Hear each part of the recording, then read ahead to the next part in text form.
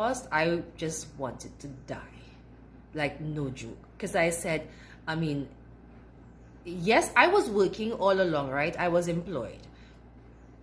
But I said, 14 students cannot cover this rent. So she said, no problem. But she didn't say no problem to that. But I mean, she opened up the place and she allowed us to use it that day. And she said, okay, you can use this spot today, but you have to let me know during the week if you are willing to rent the space, because there are so many people waiting to use it. And I said, okay.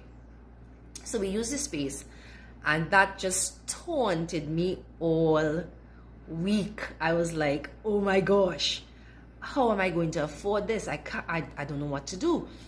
What am I going to do? Am I going to look for another space? I was so confused, and I was in just a horrible, desperate place. And I said, you know what? I am going to leap out by faith and see what happens. And so I called up and I said, sure, no problem. Yes, I'm going to take this space. I said that knowing that I did not know how I was going to pay for it. I know, right? I said yes to something, and I had no clue where the money was coming from to pay that rent. But no problem, we took the space. Month end came, well, actually I paid rent at the beginning of every month. But at the end of the month, I'm putting together the funds to pay. And I realized, okay, I don't have enough money. And so I would take my salary that I was working for to pay this rent. My entire salary was gone in paying rent to maintain the school. And so after that, I was completely broke. And I said, okay, how long am I supposed to do this for? Because again, we moved there, but there was no increase. And people were giving me advice. Maybe you need to put up a sign. Maybe you need to put up a number. And I said, I know these things. I want to do these things, but I cannot afford to do these things because my entire salary is going towards paying the rent. And I remember the day I came from work, it was a Wednesday night. And I went straight up to the studio because at that moment, I just knew another month was coming and I just couldn't do it anymore.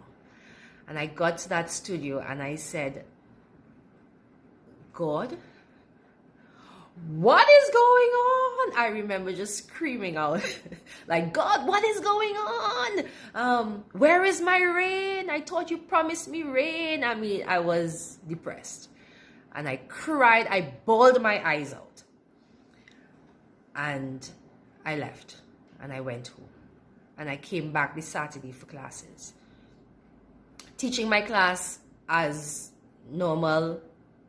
And then something happened. I remember my sister, well, she worked the desk for me, right, as my assistant.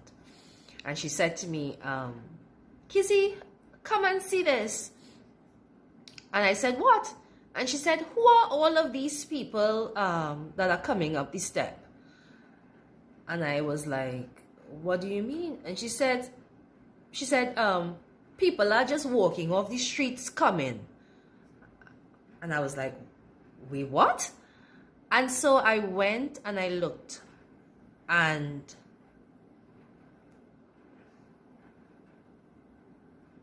people were just like walking off the streets. I mean, there were vehicle after vehicle after vehicle. We did registration all day that day.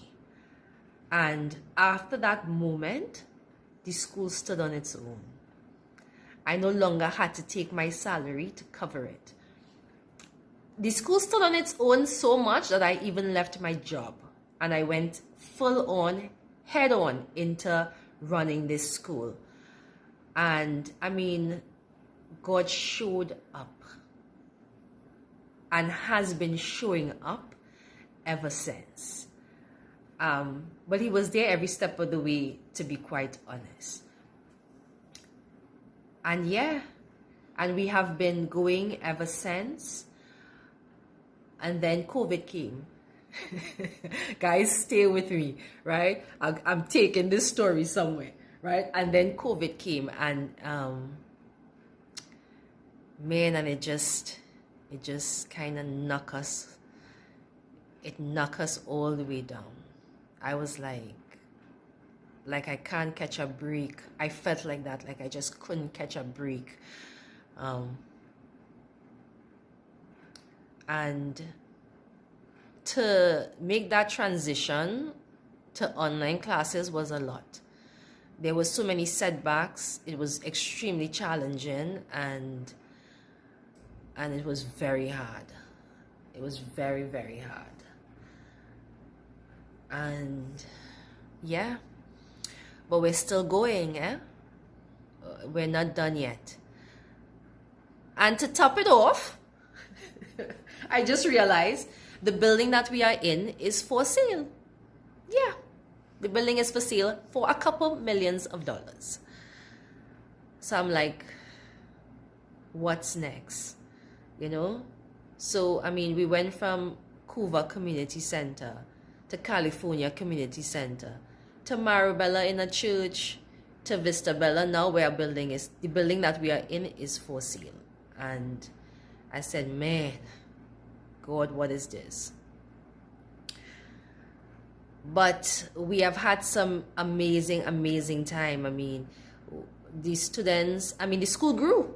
Sorry, I didn't even mention that. The school grew from 14 to over 70. So we grew from 14 to over 70 students. And we have had production after production. I mean, they have danced at Sapa, Naparima Bowl, you name it. We have been dancing our hearts out. And yes, COVID came, and I mean, it really kind of knocked the school down a bit. But we're still here, and we're still going, and it's not the end. There's a whole lot more to come, so stay tuned.